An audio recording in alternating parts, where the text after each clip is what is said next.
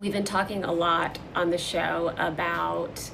if capacity will come back in the market. With this being a market, kind of unlike what we've ever seen before, where the tight freight market and the rising rates and high tender rejections have come from a decrease in available capacity rather than an increase in demand. So I thought this was a really good quote from Adam Miller and likely speaks to what we're seeing in some of the other large carriers as well. We've talked about it being harder to add capacity back, specifically for small carriers. Barriers to entry have been added, additional regulation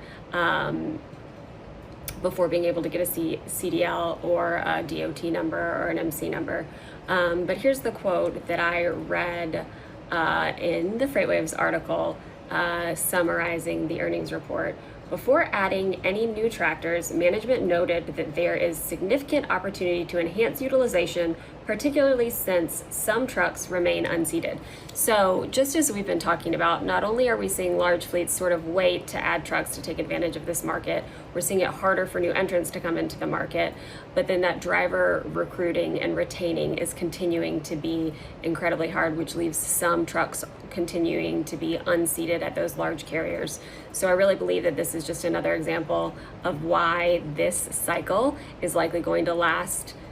quite a while, certainly in my opinion through 2027, and we'll see from there, but all signs pointing towards a continued really strong freight market where we expect contract rates to continue to rise, spot rates to remain elevated, tender rejections to remain elevated, and a really great opportunity for carriers to get back to being paid rates that allow them to be profitable.